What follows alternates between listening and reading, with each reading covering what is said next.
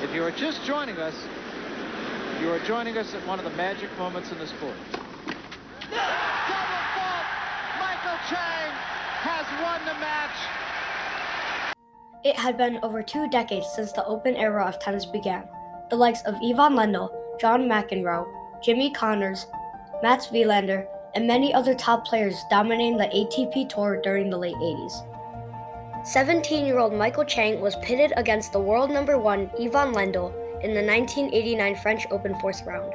Tennis fans around the world were sure that Ivan Lendl would win without breaking a sweat, but little did they know, this hot summer day in June of 1989 would be remembered as one of the greatest upsets in tennis history. Michael Chang, slicing barriers in tennis.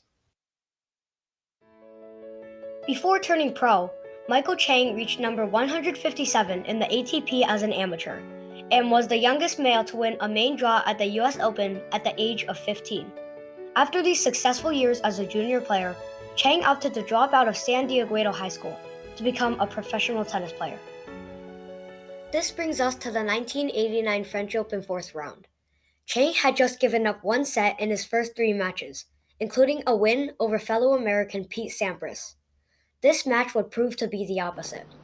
Chang's strategy going into the match was an offensive counterpunch. Take Lendl's power and spin and send it right back to him to oppose Lendl's power baseline playstyle. Playing like this allowed Chang to make up for his lack of height and power, something that is considered very important for professional tennis players. In the first set of a best-of-5 set match, it seemed as if Lendl was controlling the pace of the match, with Michael Chang playing his usual playstyle, where he used his speed to keep up with the power and strength of how Lendl played. In the end, though, Lendl finished strong and ended the set 6-4 in his favor. The second set seemed to be no different, as Lendl continued to put the pressure on Chang, dictating points and playing as everyone expected him to play. This set resulted in another 6-4 win for Lendl, putting him only one set away from advancing into the quarterfinals.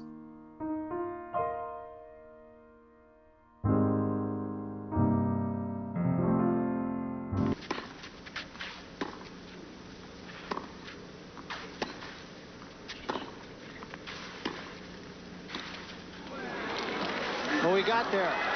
Beautifully played by Ivan Lendl. Michael Chang, for all the world, thought that he had that point, and instead Lendl got to the ball, and not only got to it, but hit it for a winner to take the second set. At this point, the only chance for Chang to win this match was to win the next 3 sets in a row. His mentality going into the third set was just to win one set, and states in his autobiography, Holding Serve, Persevering on and off the court, that it was all he wanted to do against the number 1 player at the time. Throughout the set, Chang's serves and ground strokes had more depth, and he was starting to direct the pace of the match into his favor. In the first 2 sets, Lendl excelled when there were important points on the line, pressuring Chang into making unforced errors. But here in the third set, Chang took these opportunities away from Lendl, and after a long-fought battle at 5-3 in the third set, Chang had won the third set 6-3. This was the first set that Lendl had lost in the whole entire tournament so far, and he was surprised to see that Chang was still threatening a chance at taking this match. He hit it out, and Michael Chang has won the third set, 6-3 against the number 1 seed, Ivan Lendl. The fourth set saw a change in the tone of the match, with Lendl starting to get heated at Michael Chang's rock-solid defense, showing his agitation by sighing and loudly talking to himself whenever he lost a point, indicating a start to when his anger would get the best of him. This is a great showing of how mental fortitude is important during any tennis match. Since Lendl let his anger cloud his decisions, his mentality during the match was compromised. Lendl tried attacking Chang's weaker backhand in a futile attempt to regain his footing, but Chang's impenetrable defense seemed to have not broken down, frustrating Ivan Lendl to no end. At 4-2 in the set, it was game point for Chang, and during this crucial moment, a questionable call came from one of Lendl's ground strokes. Since clay courts leave a noticeable mark whenever the ball is hit, Lendl called umpire Ings to check if the ball was in.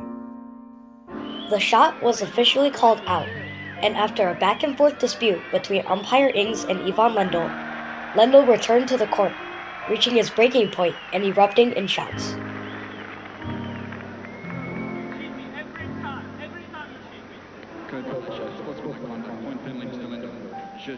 A point penalty gives the game to Michael Chang. Going from bad to worse for Ivan Lendl. This resulted in Lendl getting a code violation, and since it was his second violation of the match, Chang had earned a penalty point, subsequently giving him a 5-2 lead in the set. Chang took advantage of Lendl's fragile mental state and hit moonballs for the next game, hoping to have Ivan Lendl make unnecessary errors. This worked, and the fourth set ended with a 6-3 win for Chang. The fifth and final set of this match perfectly shows what it means to have grit and sheer determination. The first two games saw Chang beginning to develop obvious cramps in his body and displayed minimal movement during his play. His serve and ground stroke speed saw drastic decreases in speed and power, making it obvious that he was starting to suffer through serious pain. This set saw Chang moonballing his way through games, and it seemed as if Lendl's strategy was to keep Chang on the court until he physically could not bear the pain of the cramps. Started looping balls, and then I think obviously he figured out that I was struggling physically. Why he didn't necessarily start drop shotting me, angling me, making me run corner to corner, I'm not really sure. I think his mentality was, well, I'm just going to keep him out here until he just keels over and can't play anymore.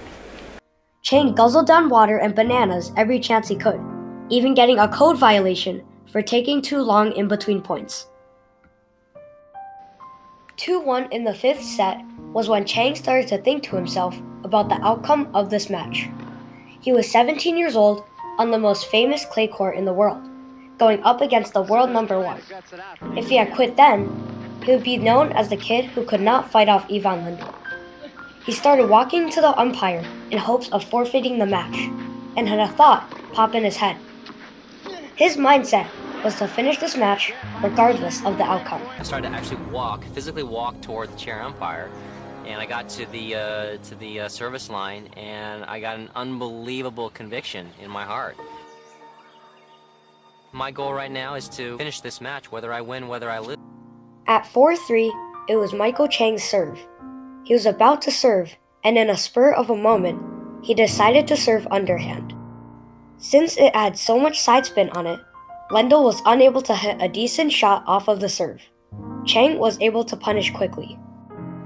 With a moment of luck, his shot clipped off the net and off of Lendl's racket, sending it high into the sky. Chang pumped his arms furiously, with the crowd laughing hysterically at the events that had unfolded. At this point, it seemed as if the crowd's full attention turned to Michael Chang. The tables had turned now, and it seemed impossible for Lendl to win this match anymore, as Chang had too much momentum. Lendl did not seem mad or furious, just disappointed at himself. Finally, after this long fourth-round fight, match point came for Chang. He settled on doing something he had not done since his junior days. He walked up to the service line to receive Lendl's second serve. The crowd whistled with delight, shocked at such a bold move. Lendl tried getting a code violation for Chang, but since Chang was not directly distracting him, no violation was called. Lendl tried to regain the little snippet of focus he had to pull together a second serve, and with a stroke of luck, Lendl had served a double fault. Chang collapsed with tears of pain and joy, as he had just defeated the number one tennis player in the world in this captivating match. Chang would later go on to win the French Open final against Stefan Edberg, and is the youngest male to ever win a Grand Slam, a record that still holds up today. This hot summer day in June of 1989 proved to be one of the greatest upsets in tennis history, and numerous other Asian tennis players followed in his steps, such as Kei Nishikori, Lee Na, and Naomi Osaka, all who are players that have risen to the top level of tennis. This match proved that even during pain and anguish, there is always a way to pull through and succeed.